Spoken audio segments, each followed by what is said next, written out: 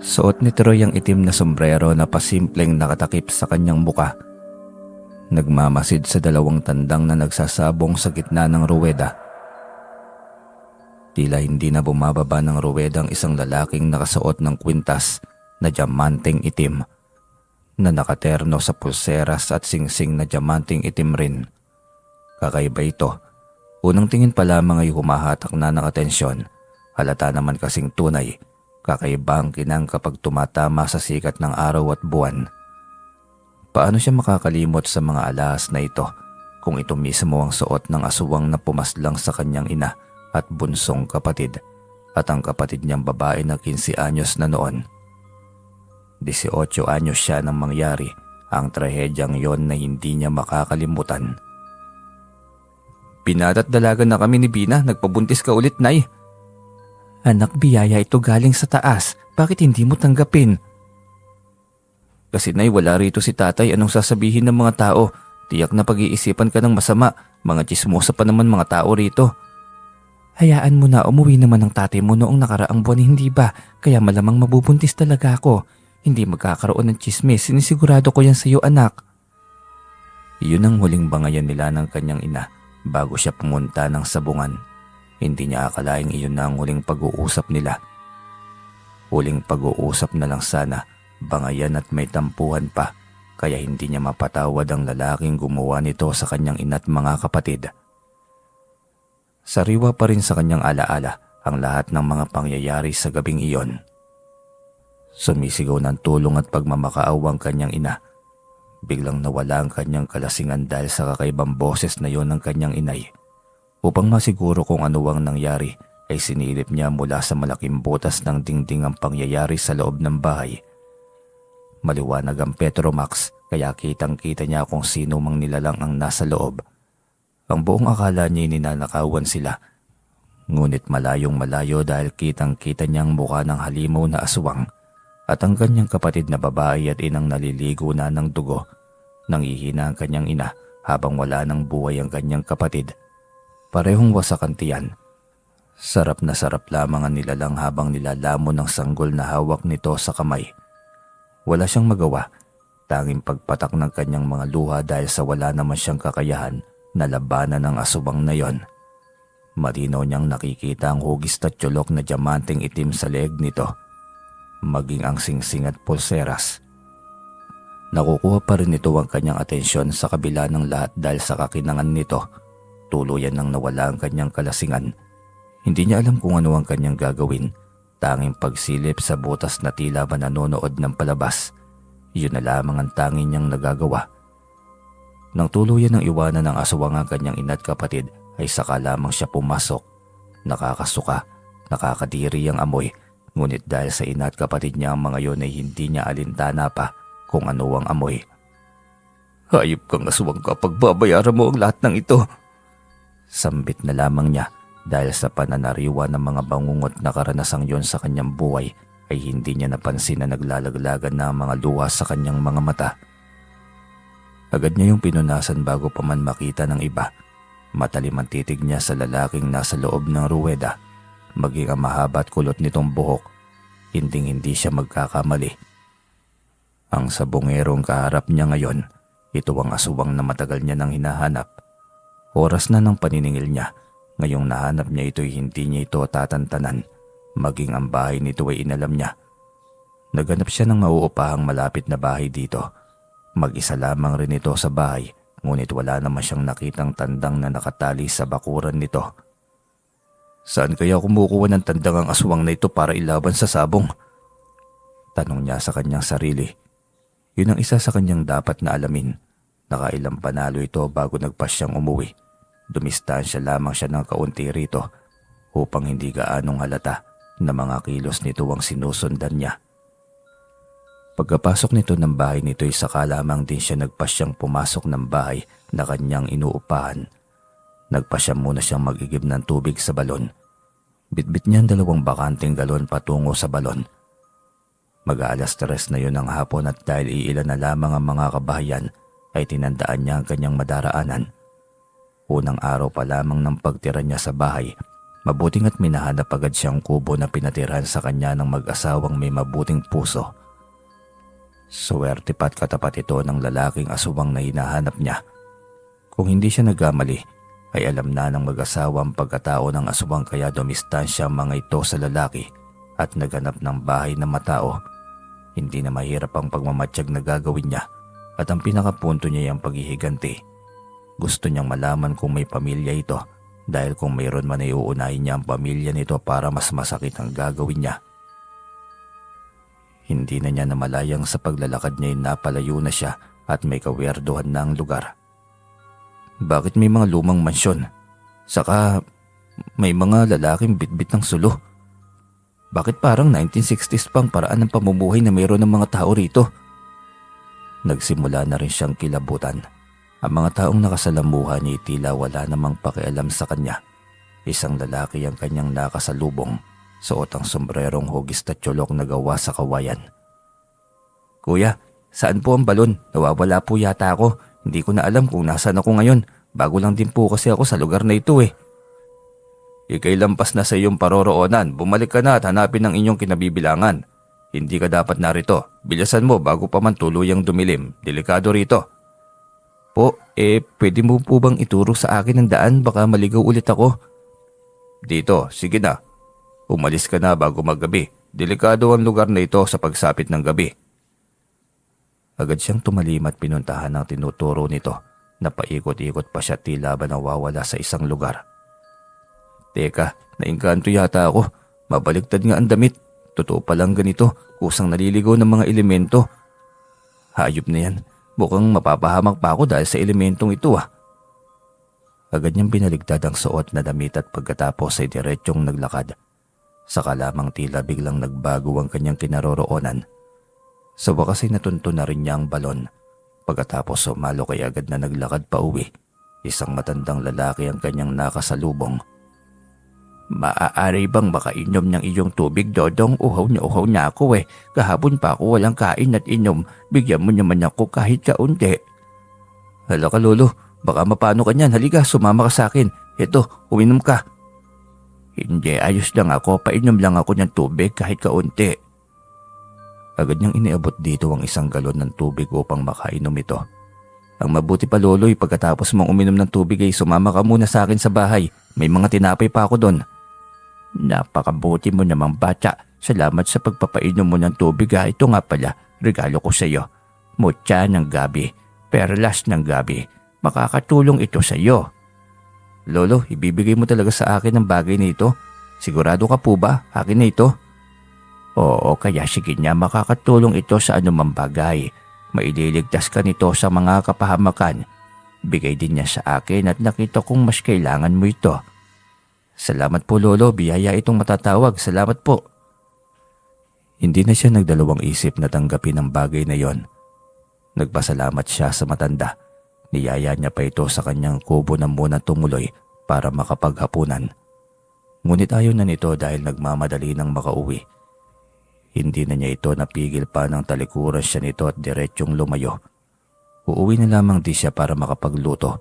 Pagdating niya sa kubo'y saktong nasa harapan ng bakuran niya ang lalaki, may bitbit na kahoy pang gatong. Ikaw pala ang bago nakatira sa bahay na yan. Kailan ka pa riyan? Hindi ko napansin ah. Walang emosyon at halos hindi makatingin sa kanya. Alanganin siya kung sumagot siya o tatalikuran na lamang ito. Ngunit naisip niyang mabisang hakbang ang kunin ng loob nito para mas maganda ang paghihiganti. Opo kuya, ako nga po. Ngayon lamang din po eh. Kaya ngayon mo lamang din ako nakita dito. Kaya naman pala, mabuti naman at may kapitbahay na ako. Ako nga pala si Kuya Biloy mo. Masaya akong may kapitbahay na rito. Troy po ang pangalan ko at ako din po kuya, masaya ako na may kapitbahay akong mabait at gwapo. Bulero pala ito eh. Nako, kung may kailangan ka Troy, nandito lang ako. Bukod nagustuhan kita. Talaga po, mabuti naman pala. Ngising insulto siya ngunit hindi rin makatingin sa kaharap. Ngunit naisip niyang tama ang gagawin niyang pagpapanggap. Mas madali ang paghihiganti niya kung pakiwari ng lalaki ay malapit sila sa isa't isa. Kaya sasakyan niya ang kunwari ay pakikipaglapit nito sa kanya. Salamat po kuya, asahan ko po yun. Ngumiti ito ng matamis, bitbit ang mga kahoy panggatong at diretso nang pumasok sa loob. Sige lang Biloy, magbibilugan tayo ng ulo. Kapag nalaman mo ang paghihiganting gagawin ko sa iyo, tiyak ako mababaliw ko sa pagsisisi. Anya sa kanyang isipan. Pakitingiti pa rin siya sa harapan ng mama. Anya, saktong kakatapos lamang niyang magsaing ng mga pitbahay ito, bitbit ang mangkok. Troy, tanggapin mo itong ulam ko nang sa gayon ay wala ka ng problema sa uulamin mo ngayong gabi. Napakabuti niyo naman po Kuya Biloy. Bibigyan niyo ako ng ulam gayong kakakilala pa lang natin sa isa't isa. Wala naman yon, masaya akong may kapitbahay ako ngayon. Ako rin po kuya, masayang may kapitbahay at napakabait na gwapo pa. Humalakak ito, nakakarindi. Sarap tapusin ang halakak nito ngunit kailangan niyang magpigil. Nagpaalam siyang pumasok sa loob ng kanyang kubo. Inilapag niya sa kanyang sahigang mangkok na ulam na bigay sa kanya. Umaasang kakainin yon ng pusang dadayo sa kanyang kubo. Ngunit kahit pusa ng amoy-amoyin yon ay napataras. Hindi niya alam kung bakit parang takot ito. Gayong amoy masarap naman ang adobo na yon. Bigla niyang naisip na patakan yon ng kalamansi. Saka na niya gagawin dahil sa magduruda ang lalaki. Sumilip siya sa labas. Talagang gabi na at unti-unting lumiliwanag ang buwan. Ginabi na siya ng sobra dahil sa pagkaligaw niya sa isang lugar. Ilang sandali pa siyang naghintay bago nakita ang lalaki na lumabas ng bahay. Umikot ang mga mata nito sa paligid, tila tinitignan kung may taong naroon. At nang masigurong walay saka lamang ito bumulusok ng lipad pa itaas. Unti-unting lumiit hanggang sa maging ibon. Inuwa niya yung pagkakataon nang masigurong nakalayo na ito'y agad siyang lumabas ng kubo. Mabilis ang kanyang mga hakbang papunta sa bahay ng lalaki. Inalughog ang ilang gamit na naroon. 2 banga ang naroon, malalaking banga na tila pa may sinaunang disenyo pa. Naintriga siyang buksan yon. Ganun na lamang ang gulat niya nang pagkabukas niya ay isang tandang ang nagbabaga ang mga mata. Nakatingala ito sa kanya at nagbabadyang atakihin siya. Nang makaahon ito sa bangay bigla itong humaba. Nagkaroon ng mahabang buntot, may maikling kamay sa unahan at mahaba sa huli. Mahaba ang kuko at mga pangil. Ito pala ang lihim ng sabongerong yon. Kaya hindi matalo-talo ang tandang ay dahil aswang din na sigbin ang tunay na katauhan. Wika niya. Bigla siyang inatake nito at wala man lamang siyang alam na depensa maliban sa pakikipagbuno dito gamit ang lakas. Hindi rin naman ako basta papayag na paslangin mo lamang din ang hindi lumalaban, halimaw ka. Nangatakihin siya nito'y napagtanto niya ang sobra-sobrang lakas nito. Ngunit gano'n na lamang ang kanyang pagtataka nang tila dumudulas lamang sa kanyang balikat ang mahahabang kuko ng nilalang. Ilang sandali pa'y umatras na ito, tila ba nahintatakutan sa kanya. Hindi niya maintindihan kung bakit kusa itong bumalik sa banga kaya tinakpan niya na rin ito. Hindi na niya sinubukan pambuksan ang kabilang banga. Tiyak siyang sigbin din ang laman nito. Sigbin na nagbabalat kayong tandang marahil ay gamit ang kapangyarihang taglay ni Biloy bilang isang aswang. Kinabukasan ay umakto siyang wala lamang, ngunit sariwa sa kanyang alaala lahat ng nangyari at karanasan sa kamay ng alagang sigbin ni Biloy. Bigla niyang napagtanto ang mutya ng gabi na bigay ng matanda. Hindi kaya yun ang naging proteksyon niya. Hindi pa siya lubos na sigurado pero tiyak siyang yun ang bagay na nagbigay sa kanya ng proteksyon. Namataan niya ang mangkok ng ulam na bigay kagabi pa ng lalaki. Agad siyang lumabas ng bakuran upang mamitas ng kalamansi. Tiyak siyang tulog pa si Biloy dahil inumaga na ito ng uwi. Kaya malaya niyang magawa ang gusto niyang gawin sa ulam na bigay nito.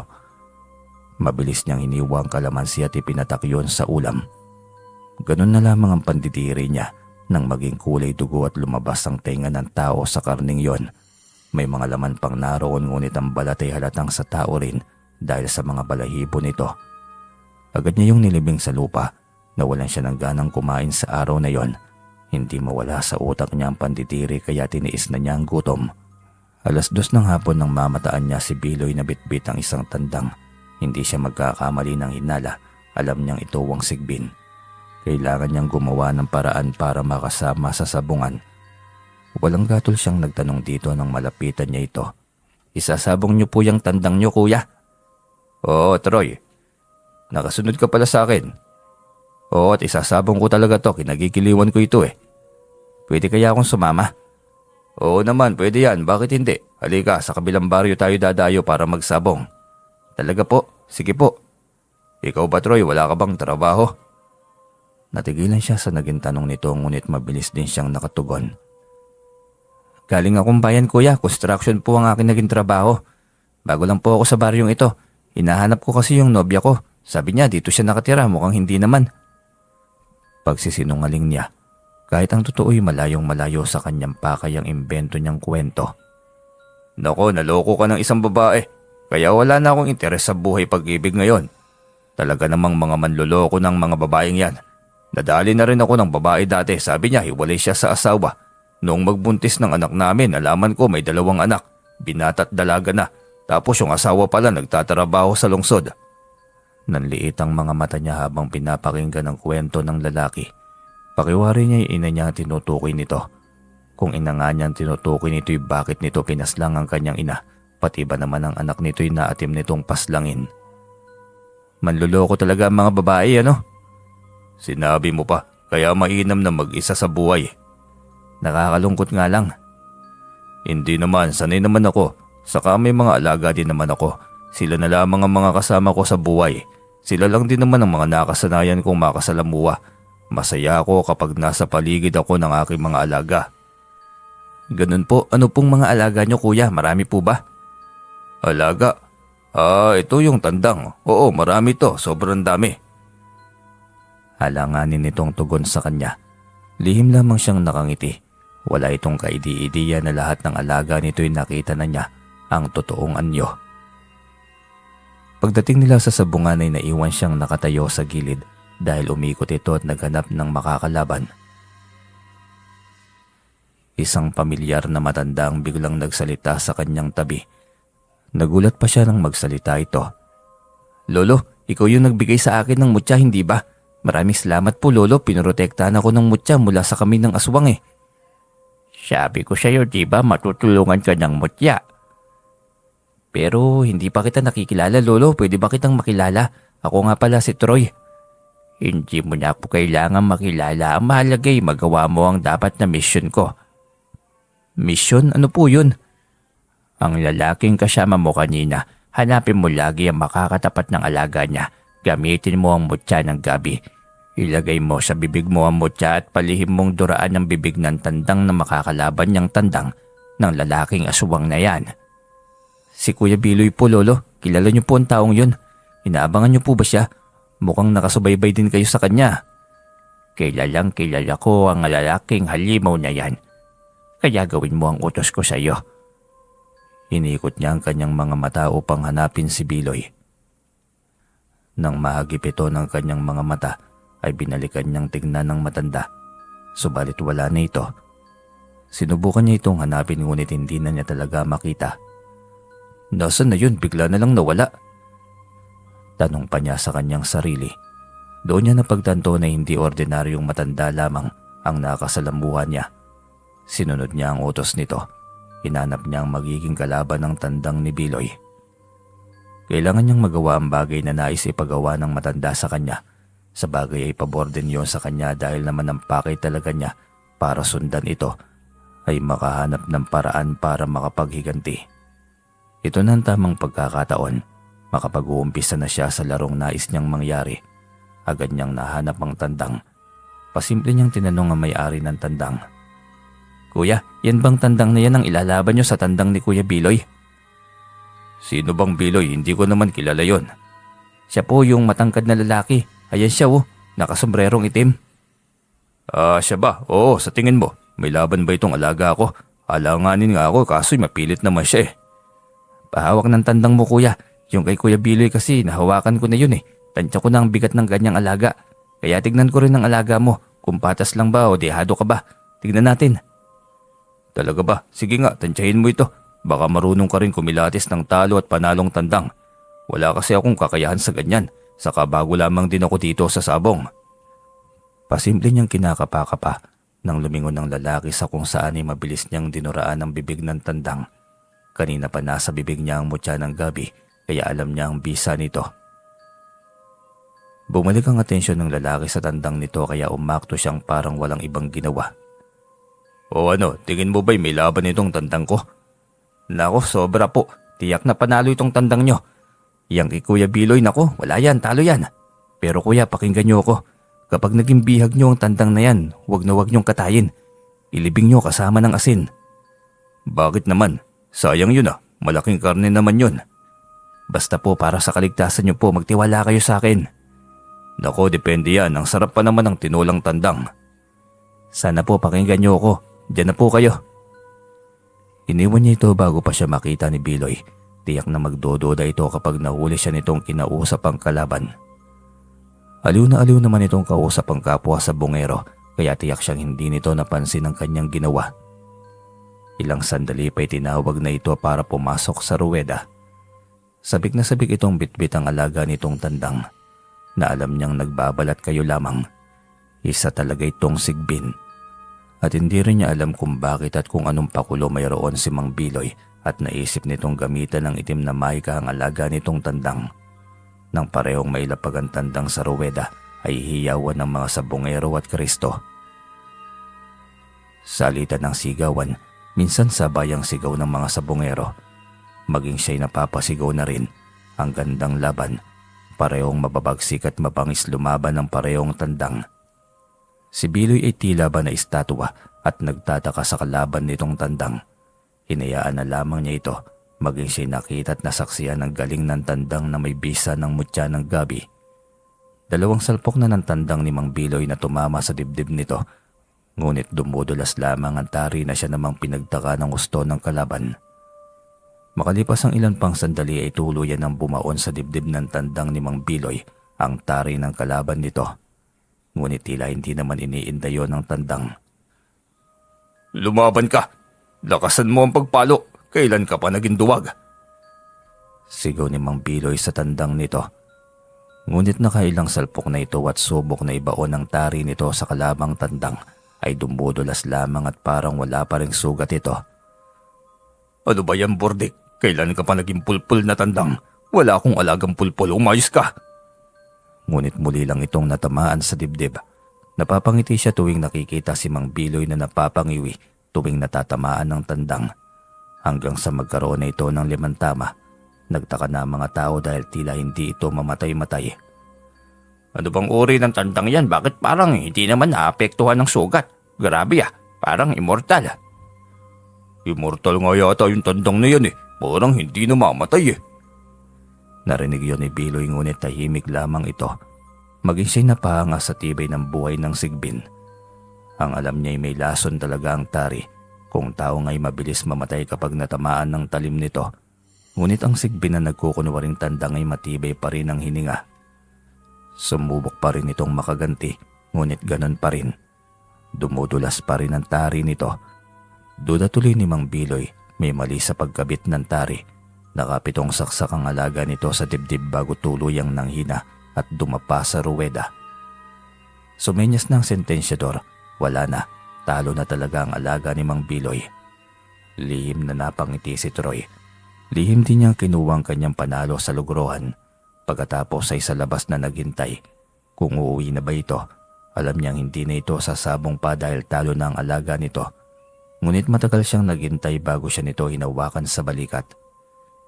Hinintay mo talaga ako? Lumingo siya sa kinaroroonan nito.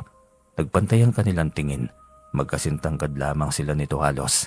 At sa unang pagkakataon ay nakita niyang itim sa mga mata nito. Nakabaligtad siya. Kumpirmasyon na talagang aswang ngayon. Kuya Biloy, talagang hihintayin kita kasi sabay tayong pumunta rito. Hindi naman po pwede na basta na lamang kitang iwan dito, hindi ba? Napakabuting bata naman ito. Ay, pero mauna ka na sigurong umuwi ngayon. Huwag mo na lang akong hintayin pa.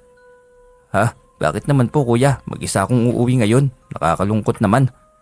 Ay, kasi may mahalagang lakad lang ako ngayon. May kailangan pa akong puntahan kaya kung ako sa'yo mauna ka na lang umuwi. Baka gagabihin pa ako nito, pasensya na Troy. Sa susunod na lang. Naku, nakakalungkot naman. Kung sasama na lang kaya ako sa'yo kuya, saan bang lakad mo? Ayos lang kung gagabihin tayo, wala namang maghahanap sa akin eh. Naku, lalong hindi po pwede. Hindi ka pwedeng sumama sa lakad ko, personal yon. Kaya sige na, umuwi ka na lang mag-isa. Ayos lang ba? Ganun po ba? Sige po kuya. Basta sa susunod na sabong isama mo ulit ako ah. Ang saya manood ng sabong nakakaaliw. Oo ba, sa susunod tiyak na muli ang panalo ko, makikita mo. Kahit 3 laban pa kaya yan ng aking alaga. Paniniguro nito. Ayo po, abangan ko po yan. Grabe ang galing, akalain mo yun. 3 panalo, naku, kahangahangan tandang. Ngumiti lamang ito at nagmadaling nagpaalam. Nang makaalis na ito'y sinundan niya ito ng tingin. Hindi niya alam kung saan ito tutungo at gusto niyang sundan kaya lamang ay isang isip mata lamang niya ay bigla na lamang itong naglaho. Nasaan na yun? Ang bilis namang naglaho nun. Wala siyang magawa kundi ang magpasyang umuwi na lamang sa kanyang tahanan. Ngayon ay nakahanap na siya ng pwedeng maging hanap buhay. Kung naipanalo ng kanyang mutya ang tandang ng iba, ano pa kaya kung sa kanya yon? Tama, mag-iikot muna ako at maghahanap ng ibinebentang tandang bago umuwi. Pwede ko nang pasukin ang mundo na sabong, hanap buhay na rin yon. Hindi rin nagtagal ay nakahanap na rin siya kaagad ng tandang. Agad siyang umuwi ng bahay, tuwang-tuwa na inilapag ang kanyang alaga. Itinali sa silong ng bahay. Kinabukasan din ay dinala niya yon sa sabungan. Aba, may tandang ka na rin, isasabong mo rin yan. Parang nahawahan na yata kita. Ako matagal ng veterano sa pagiging sabongero. Sa dami-dami ng naging kalaban ko, kahapon lang talaga ako natalo. At siyang pinagtataka ko ng sobra. Subalit ayos na, nakabawi na ako. Nakabawi ka na po, magsasabong ka ulit sa ibang baryo kuya. Ayos ah, nabili ko sa sabungan nitong tandang nito kahapon kuya. Susubukan kong ilaban, baka lang naman umayo ng swerte sa akin, di ba? Ay oo nga naman, masaya yan. Malay natin, kakapit sa iyo ang swerte. Ganito talaga sa tunay na sabong, swertihan lang. Kung nataon na sa iyo ang magaling na tandang, edi swerte ka nga. Wala pa po akong ideya sa sabong kuya pero susubukan kong aralin. Sana lang swertihin itong unang tandang ko. Malay mo kung papanig sa iyo ang swerte, minsan swertihan lang din yan eh. Oo nga po kuya no. Kunwari ay malapit silang dalawa at matagal nang magkaibigan. Yun naman talaga ang kanyang pakay, ang kunin ng tuluyan ng loob nito. Bigla niyang natanungan tungkol sa suot nitong mga alahas nang biglang hatakin ng bagay na yon ang kanyang atensyon.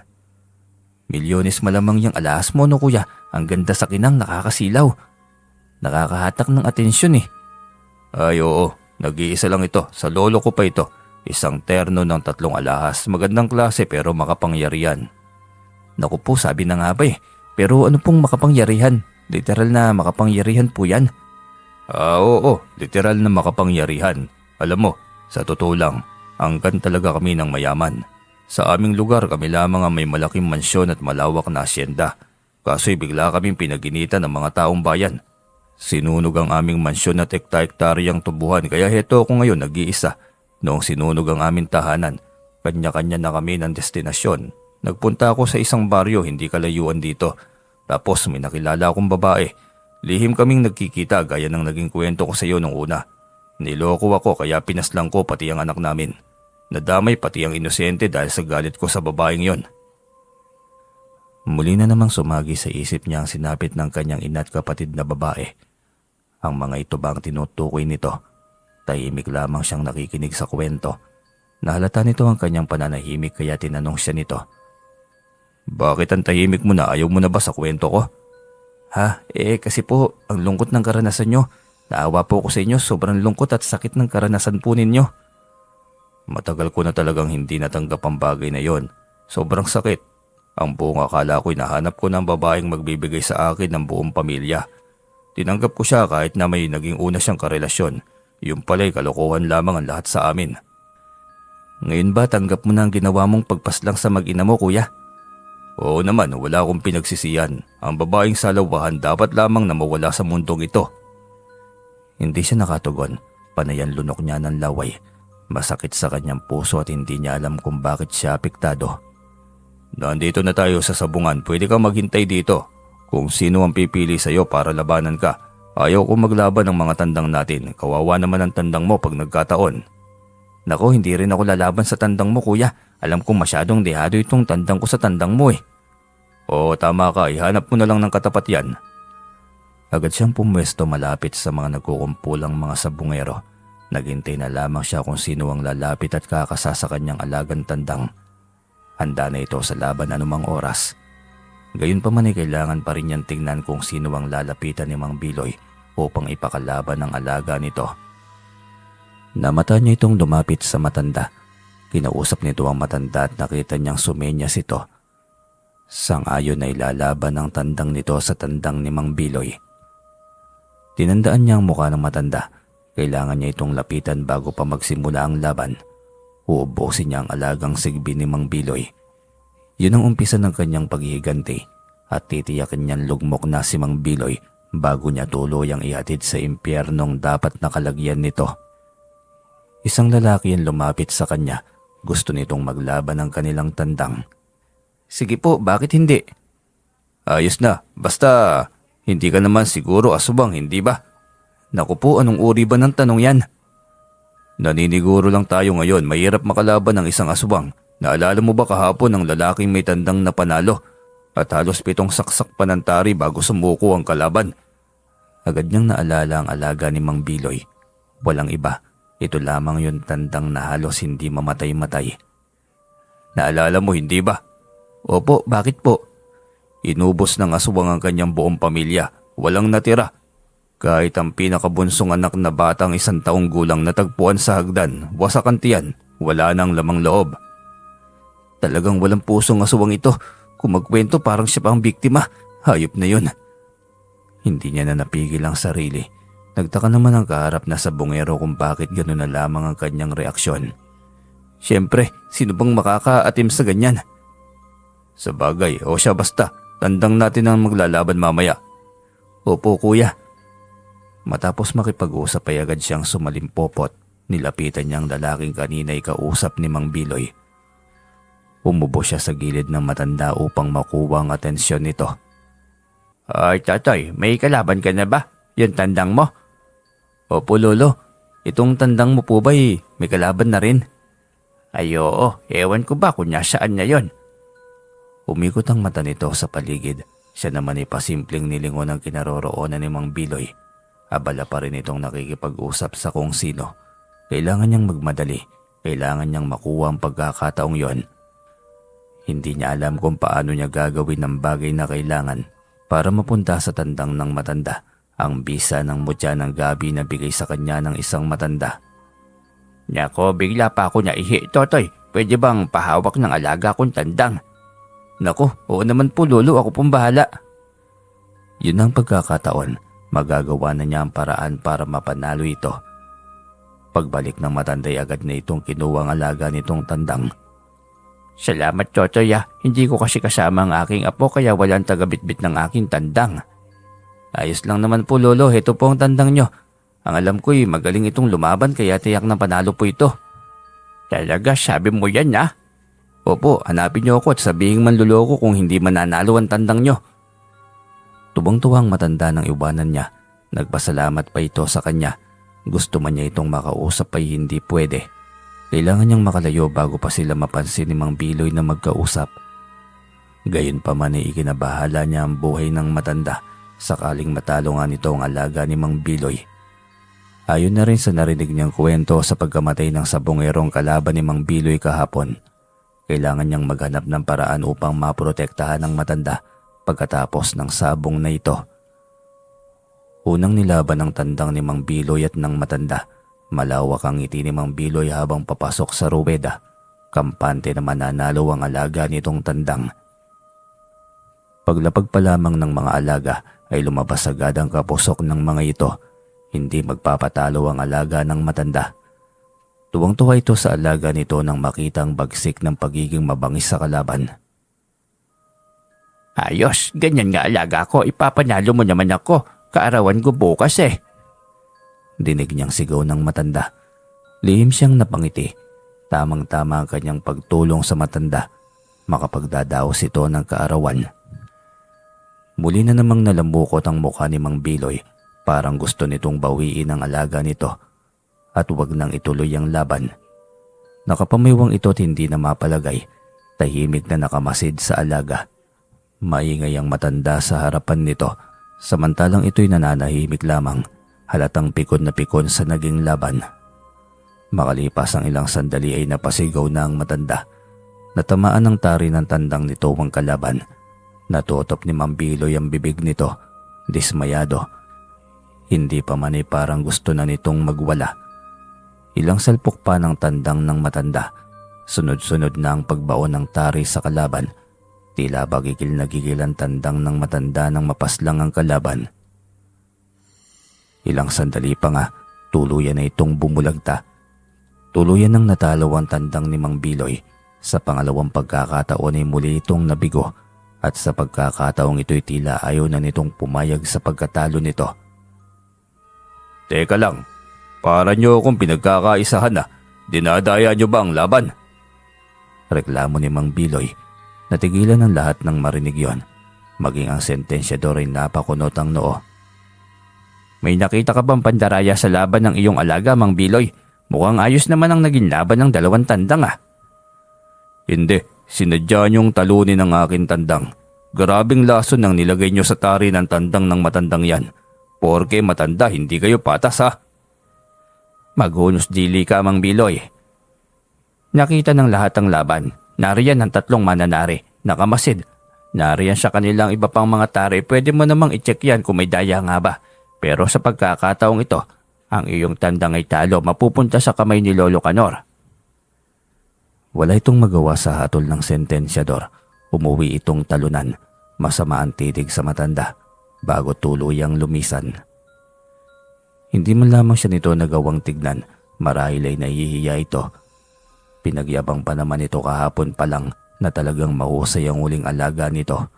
Ngayon ay napagtanto niya na ang bisa ng mutya ng gabi sa sabong na kahit aswang na nagkukunwaring tandang ay kaya nitong kontrahin at talunin. Tinawag bigla ang kanyang pangalan kaya bigla siyang kinabahan. Unang beses niyang tumungtong sa ruweda ng sabungan kung saan naglalaban ang mga tandang. Hindi may paliwanag ang kanyang damdamin sa mga sandaling yon. Ramdam niya ang panalo. Tiwala siya sa hawak na mutya. Kaso'y pakiwari niya'y nagisentro siya ng atraksyon ng mga sandaling yon. Sunod-sunuran lamang siya sa kilos ng kalaban. Pagkalapag nito ng alaga nitong tandang ay inilapag din niya ang kanyang alaga. Ilang sandali pa'y nagpakitang gilas na kaagad ito. Nagpakita ito ng bangis at sobrang liksi nito kung kumilos. Ayos ah, sige alaga ko, laban lang. Sigaw niyang hindi na napigil pa ang sarili sa kasabikan. Unang beses niyang magsabong, hindi man lamang sumagi sa isip niya na kahit minsan ay magiging sabongero siya. Ang punta niya sa lugar ay upang makapaghiganti. Tila nga umaayon sa kanyang pagkakataon. Mabilis na nga niyang nahanap ang taong gustong paghihigantian. Tila nabigyan pa siya ng magandang kapalaran sa lugar. Ilang sandali lamang ng laban at bagsak agad ang tandang ng kalaban. Hindi niya alam kung anong mararamdaman sa mga sandaling yon. Malaking panalo ng pera tapos may dala pa siyang bihag pa uwi. Naging mas interesado pa siya tuloy sa larong sabong. Pakiramdam niya'y madali ang pera sa ganitong laro. Lalo pat kampante siya na lagi siyang mananalo dahil sa hawak na mutya. Pagdating niya sa labas ay sinalubong siya ng matandang naging kalaban kanina ni Mang Biloy. Sinadya siya nitong abangan sa labas upang makapagpasalamat. Ramdam ko talaga na ikaw ang nagdala na swerte. Magsasabong ulit tayo bukas siya. May huling sabong pa bukas eh. Oo naman Pulo, kita-kita ulit tayo bukas. Malay natin, di ba? Swertehin pa rin at manalo. Iyon nga eh. Ano nga ulit pangalan mo, Totoy? Troy po, Lolo. Troy ang pangalan ko. Ay, Troy, napakaswerte ko naman at naambunan ako na swerte mong bata ka. Nako, Lolo Fredo talaga. Ang pagkapanalo mo'y swerte mo rin yon. Iba pa rin siyempre ang sa akin. Ay, basta. Ako alam ko ang isang taong may hawak na swerte. Nararamdaman ko yon. O siya, uuwi niya ako ah. Lolo, saan po kayo umuwi? Hatid na lang po kita. Abay, oo pwede. Para naman makapamasyal ka rin sa bahay ko. Mag-isa na lang ako sa bahay ko eh. Pero minsan naman dinadalaw ako ng mga apo at anak ko. Ayoko kasing makitira sa bahay ng anak ko. Bakit naman po Lolo? Anak mo naman ang mga yon. Sa ganyang edad mo dapat responsibilidad na nilang alagaan ka eh. Ayoko, yan din ang sinasabi nila pero ayoko. Kaya ko pa naman ang aking sarili, bakit ako magpapaalaga? Si Lolo talaga oh, halika na, hatid na kita. Ang totoong pakay niya ay upang protektahan ito mula kay Mang Biloy. Ramdam niyang nasa panganib ang buhay nito. Matapos itong idaan sa bahay nito ay nagpaalam din siya agad na umuwi. Ngunit bago pa man inaalala niyang tandang nahawak ng matanda, hindi ito tunay na tandang kaya kailangan niyang makuha ito at mailibing. Lolo Fredo, pwede bang humingi ng pabor? Oo naman, ano yon? Kasi lolo, marami kami sa bahay mas malaki ang tandang mong bihag kaysa sa akin. Ibig mo bang sabihin ipalit tayo? Abay oo naman, walang problema. Yan lang naman pala Salamat po lolo Tiyak na matutuwa sila pag nakita itong malaking bihag kong dala. Ay tamang-tama yan sa isang pamilya. Sige na, umalis ka na nang sa gayon ay mailuto na yan. Pero dumalaw ka rin dito sa bahay Ituring mo na lamang akong lolo. Salamat po lolo, sige po alis na po ako. Nagmadali siyang umalis. Bitbit ang tandang na bihag nito. Kalagitnaan ng kanyang paglalakad sa hindi mataong lugar. Naghanap siya ng pwedeng paghukayin upang mailibing ang alaga ng aswang. Pagkatapos ilibing yun ay agad siyang umuwi sa kanyang bahay kubo. Tahimik ang bahay ni Mang Biloy. Sarado yon kaya hindi niya alam kung nasa loob ba ito o umalis na ito. Kailangan niyang maganda. Kailangan niyang pangalagaan ang buhay ng matandang sabungero. Kawawa ito kung ito ang magiging puntirya ni Mang Biloy. Wala man lamang itong kalaban-laban. Matapos matali ang tandang sa silong ng bahay ay agad siyang gumayak. Kailangan na niyang mapuntahan ang bahay ng matanda dahil padilim na. Mula sa hindi kalayuan ng bahay ni Lolo Fredo ay malinaw niyang narinig ang sigaw ng matanda. Tila ba galit na galit ito. Patakbo na siyang lumapit ng bahay nito. Pagbungad niya sa bakuran ng matanda ay ang malaking nilalang agad sa ibabaw ng bubong ang humatak sa kanyang atensyon. Pilit nitong sinisira ang bubong na gawa sa kawayan. Sinigawan niya ito upang makuha niya ang atensyon nito. Agad itong lumingos sa kanya. Galit na bumulusok pababa ng bakuran. Sino ka? Bakit kailangan mo pang magsuot ng maskara? Galit na tanong ng nilalang. Suot niyang maskara sa muka. Hooded na jacket na kulay itim at pantalon na kulay itim din. Wala ka na ron kung magsusuot man ako ng anong bagay. Napakasama mo talaga. Kung hindi mo tanggap ang pagkatalo ng iyong alagang sigbin, hindi kasalanan ng mga tao yon. Alaga ang naglalaban, hindi kayong tao. Total, aswang ka naman. Bakit hindi yung tandang ang kainin mo? Aswang ka naman, hindi ba? Paano mo nalaman ang tungkol sa alaga ko? Hindi mo na rin kailangan malaman, basta alam ko ang lahat sa'yo. Kaya ako ang harapin mo, sa akin ka rin magalit. Talagang sa'yo ko magagalit. Tikman mo ang galit kung napastangan ka. Mabilis itong tumalon at pumaibabaw sa kanya. Nakipagbuno siya rito. Sobrang dulas ng katawan nito. Amoy lumang langis. Hirap siyang hawakan ng balat nito dahil sobrang dulas. Ngunit ganon din ito sa kanya. Kahit kuko nito'y hindi makatalab sa kanyang katawan. Natila pa malambot na bagay lamang yon na dumudulas sa kanyang balat. Hindi rin niya alam kung saan siya kumuha ng lakas. Naitulak niya ito mula sa pagkakadagan sa kanya. Diretso siyang tumayo at pagkatapos ay inipon ng lakas. Sinugod niya ito at tinadyakan ng sobra. Kaya bumulagta ito sa lupa. Sino ka bang hayop ka? Bakit napakalakas mo? Sabihin na nating biniyayaan ng kalikasan ng kakaibang lakas. Para hindi ako mahirapang makapaghiganti sa iyong hayop ka, hindi ko makakalimutan ang ginawa mo sa aking ina't mga kapatid. Kaya ngayon ang tamang panahon ng paghihiganti. Binunot niya ang balaraw na lagi niyang baon kahit saan siya magpunta. Kinuha niya ito mula sa bakal na kaluban nito. Nakikita mo ba ito? Ito ang tatapos sa iyo at sa kasamaan mo sa mundong ito. Hindi mo ako matatakot, mas malakas ako sa iyo. Talaga ba? Agad niya itong sinalakay, ngunit mabilis itong bumulusok ng lipad pa itaas. Paliit ng paliit ito sa kanyang paningin. Sira ulo ka pala, duwag! Bumalik ka rito! Nanliit ang mga mata niyang tinignan nito hanggang sa muli na naman itong bumulusok pabalik sa kanyang kinaroroonan. Hindi niya napagandaan ng sobrang bilis nito kaya halos bumaon siya sa lupa nang tadyakan siya nito sa tiyan. Napaumbangol siya sa sobrang sakit ng kanyang sikmura maging ang kanyang likod. Mabuting at walang matigas na bagay na natamaan ng kanyang likuran at ulo. Kung mayroon ay tiyak na hindi na siya mabubuhay pa. Mabuti na lamang at mabuhangin ang bakuran ni Lolo Fredo. Medyo basa rin dahil sa nakaraang paggulan. Humalakhak ito habang nakatayo sa kanyang harapan. Lalo nang makita nitong hindi siya makagalaw na tila ba nakadikit na at nakabaon ang kalahating katawan sa lupa. "O, nasa na yabang mo? Malakas ka hindi ba? Bumangon ka dyan. Kung hindi ay mas lalo pa kitang ibabaon sa bakura ng matandang target ko na gawing pagkain ngayon." "Ako ang harapin mo. Huwag mo nang pakialaman pa si Lolo Fredo." "Depende kung makakaya mo kong talunin. Siguro hindi ko siya mabibiktima pa. Kung matatalo mo ko, yan ay kung kaya mo." Aatake sana itong muli nang biglang bumukas ang pinto ng bahay ni Lolo Fredo. "Ay, aswang! Ako ang harapin mo. Iwanan mo siya!" Nilingon nito si Lolo Fredo. Malawak ang ngisi na para bang payasong nagkaroon ng malaking tip sa ginawa nitong tricks. Agad nitong tinalo ng kinaroroonan ni Lolo Fredo, ngunit bumagsak din ito bigla sa harapan ng hagdan. Dahil sa hapdi ng asin na isinaboy ng matanda. Muli itong napahiyaw sa hapdi, saktong nakaipon na rin siya ng lakas. Nagmadali si Troy na bumangon at muling nag-ipon ng lakas. Dumugo ang kanyang ilong at huli na nang mapagtanto niya yon. Subalit baliwala lamang yon sa kanya. Pinahid niya yon at galit na tinitignan ng kinaroroonan ng aswang. Pagulong-gulong ito sa lupa, nasasaktan ang katawan sa asin na nakadikit sa katawan nito. Pagkakataon niya yon na lapitan ng nilalang.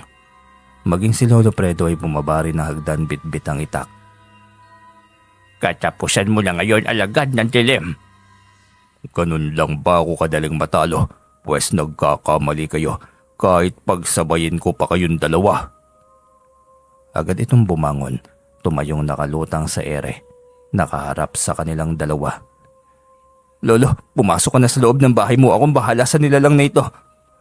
"Hindi maaari. Kailangan kitang tulungan. Siguraduhin nating mapapaslang natin ang halimaw na ito. Kung hindi ay marami pa itong mapeperwisyong tao." Umalakak ang nilalang sa kanilang harapan matapos sabihin yon ni Lolo Fredo. "Talaga ba, tanda? Sige nga."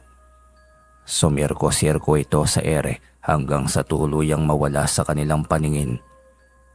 Ilang sandali pa'y halos sabay silang tumilapon nang biglang banggain ng hindi nakikitang nilalang ang kanilang parehong likod. "Talagang gumamit ka pa talaga ng tagabulag, ha?" "Lolo Fredo, pumasok ka na lang sa loob ng bahay mo. Para na rin po sa iyong kaligtasan." "Hindi nga, bakit ba ang kulit mo? At bakit kilala mo ako? Apo ba kita? May apo pala akong isang superhero. Ayos, ha? Ang tindi ng maskara at damit, lahat itim." "Lolo, mag-focus na po tayo kung ayaw mong pumasok ng bahay." "Alam ko na kung bakit ka nagtatago sa likod ng maskara. Ano bang alam mo, halimaw? Dahil kilala kita. Kaya ka nagtatago'y takot kang malantad ang pagiging peke mo sa akin. Tiyak ako minsan kang nakipaglapit sa akin. Bakit hindi ka nalang lumantad pa? Duwag." "Hindi ako duwag at kailanman hindi ako nakipaglapit sa'yo." "Talaga lang, ha? Hindi ako naniniwala. Lalantad din yung mukha mo na yan sa akin." Umatake ito sa kanya at susubukan sana nitong kunin ang kanyang maskara, ngunit mabilis niyang nailayo ang kanyang mukha. Ilang beses lumantad at bigla'y nawawala si Mang Biloy, kaya alerto siya sa posibleng pag-atake nito. Minsan naman ay si Lolo Fredo ang punterya. Inis na rin ang matanda dahil hindi ito lumalaban ng harapan kundi patalikod. Palipat-lipat ito sa kanilang uluhan sa paglipad. Sa inis ni Lolo Fredo ay itinaas nito ang mahabang itak. Pinagtataga ang papawirin hanggang sa nakita nilang may bahid ng itim na dugo ang tulis ng itak. "Yon, nadali ka rin. Ano, hindi ka pa ba magpapakita?" Biglang kumalma ang kalikasan. Kahit kaunting hangin ay wala. Hinintay pa nila ang muling pag-atake nito ngunit tuluyan na itong lumisan. "Nasaan na kaya yung lokong yun?" "Wala na, tumakas na yung sigurado. Saan ko kaya natamaan ng loko-loko? Walang yai, aataking patalikod na karma tuloy." "Ang galing nyo nga po, Lolo Fredo eh." "Siyempre ako pa. Pero teka, tanggalin mo nga muna yung maskara mo. Sino ka ba?" Tinanggal niya yun at maging ang hood ng jacket na nasa ulo niya ay tinanggal na rin niya. Napakunot ang noo ng matanda habang tinititigan siya sa ilalim na sikat ng buwan. Ano lolo, nakilala niyo na po ba ako? Teka lang, abay sabi niya kilala kita boses pa lang. Troy, ikaw ba yan? Aban, talas ng memorya mo lolo ah. Sabi na nga ba ikaw yan Ako pa ba, halika na, pumasok na tayo sa loob ng bahay. Naku po lolo Fredo, kailangan ko na pong umalis. Yan ang hindi pwede, dito ka na sa bahay magpalipas ng gabi. Masyadong delikado ang umuwi ng ganitong oras. Ay kasi po lolo walang tao sa bahay ko po. Walang problema, yun lang pala. Hindi yun gagala kung saan. Pag uwi mo bukas ng umaga, naroon pa rin yun nakatayo sa bakuran, kaya halika na. Wala siyang magawa kundi ang magpalipas ng gabi sa bahay ng matanda. Nagpasalamat siya rito dahil sa pagpapatuloy nito sa kanya. Pansin niya sa buhay niya ay lagi siyang napapalapit sa mga matatanda dahil marahil hindi niya nasubukan magkaroon ng lolo. Kinabukasan na siyang umuwi, nadatnan niya ang kapitbahay na si Mang Biloy. Iika-ika habang bitbit ang kahoy na panggatong. Kuya Biloy, iniwan mo na naman ako kahapon, mag-isa tuloy akong umuwi. Nako Troy, ulats talo na naman, nakakainis. Mukhang sinusundan ako ng malas. Kaya ba mainit ang ulo mo, iniwanan mo na lang ako? Pasensya na Troy, nakalimutan tuloy kita kahapon. Ayos lang kuya, inimbita din naman ako ng aking kaibigan, doon ako nakitulog sa kanila. Ano nga palang nangyari dyan sa iyong paa? Bakit parang hirap kang maglakad? Wala ito, wag mo na lang pansinin. Pwede bang makisuyo? Opo kuya, ano po yun? Pwede bang magpakuha ng tubig? Mukhang hindi ko pa kaya mag-igib masakit ang paa ko. Walang problema kuya, akin na yung balde mo. Salamat Roy, buti na lang pala naging kapitbahay kita. Paano na lamang ako kung mag-isa ako dito? Maliligo sana kasi ako Troy, panligo lang naman. Ngumiti lang siya at hindi siya sumagot, ngunit may kalokohang naglalaro sa kanyang isipan. Matapos kunin ang balde, dinaanan niya ang asin sa kanyang kusina.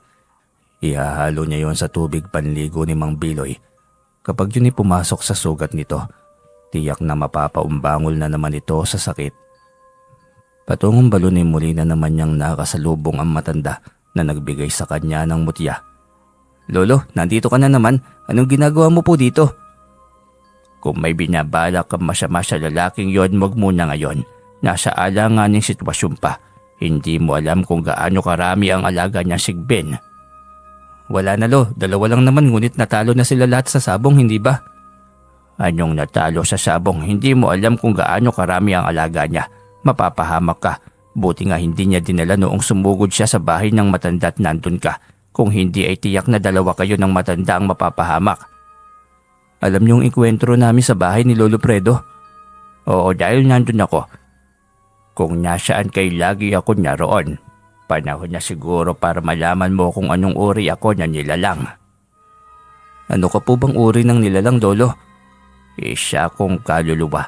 Kaluluwa ng isang antingero niya hindi matahimik. Po, Lolo, patay ka na po? Mahabang kwento pero uumpisahan ko sa una. Iyang si Biloy ay asawa ng aking anak, nag-iisang anak. Noong una'y maayos naman ang kanilang relasyon. Sa huli ay naging magulo na, lalo na noong nagbuntis ang aking anak. Lagi na silang nag-aaway. Hindi ko alam kung bakit. Hanggang sa ipinagtapat sa akin ng anak ko na gusto na niyang makipaghiwalay kay Biloy. Hindi sa kung anong dahilan kundi dahil sa kanyang pagiging aswang. Nadiskubre ng anak ko na aswang si Biloy. Pinilit kong kunin ng anak ko ngunit nagalit si Biloy. Naging anyong halimaw. Walang alinlangan kaming sinugod ng anak ko. Kahit alam niyang buntis ang anak ko ng kanilang magiging supling. Nakita ko kung paano niyang wasakin ang tiyan ng anak ko. Wala akong nagawa sa mga oras na yon, ngunit sinumpa ko sa kanya bago niya ako paslangin. Babalik ako para maningil ng hustisya sa kahit na anong paraan.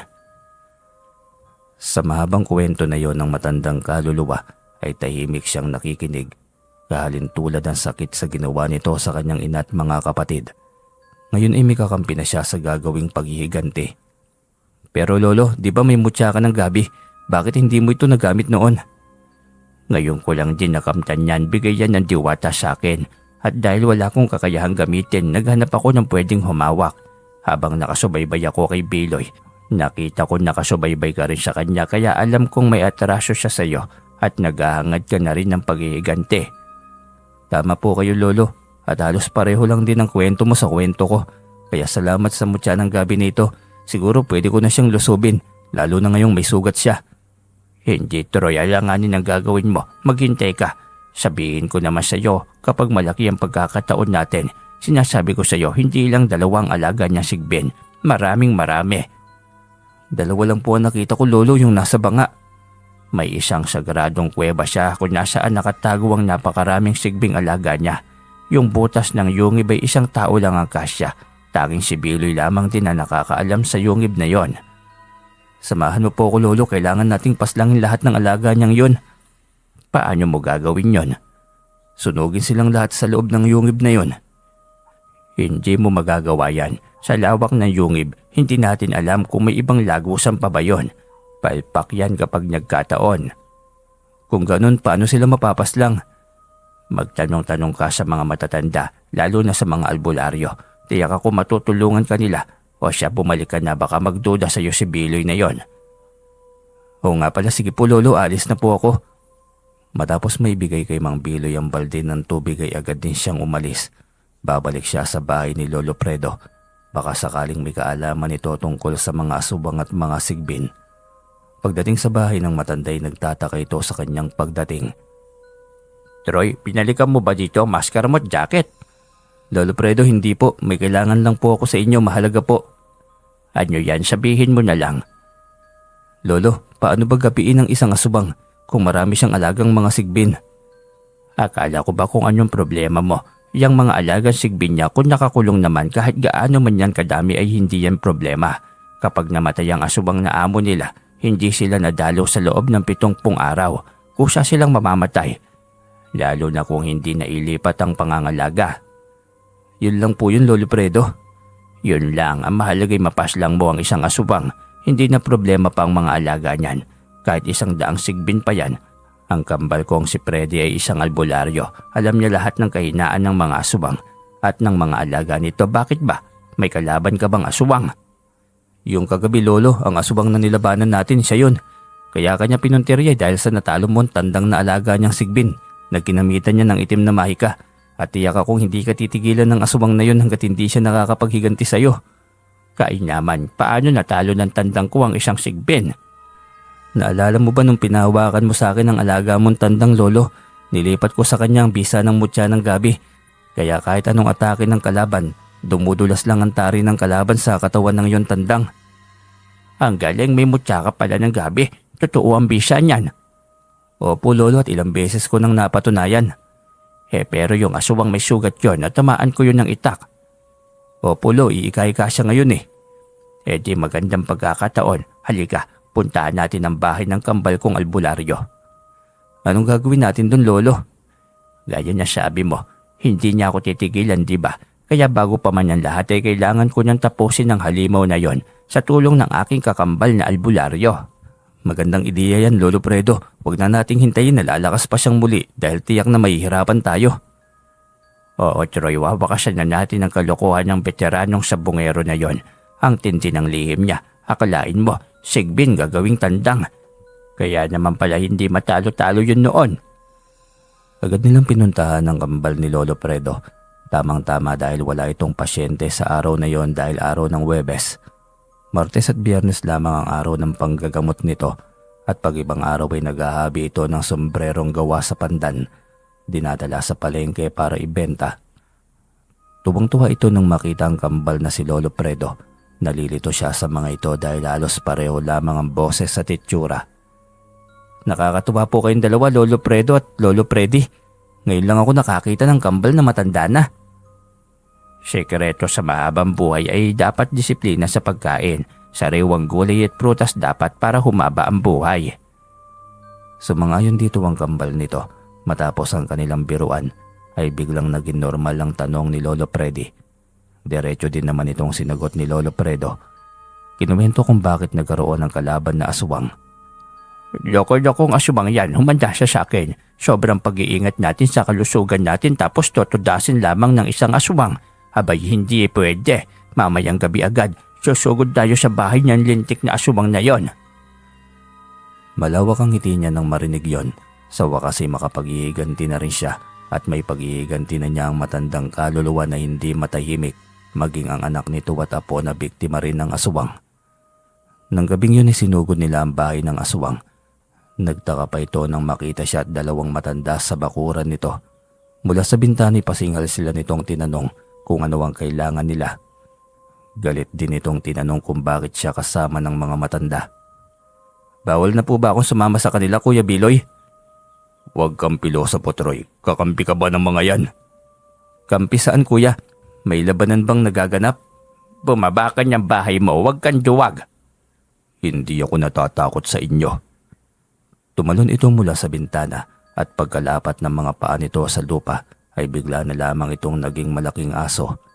Napataras na masatakot si Troy. Hindi niya kakayaning lumaban sa ganoong nilalang. Yun ang nasa kanyang diwa.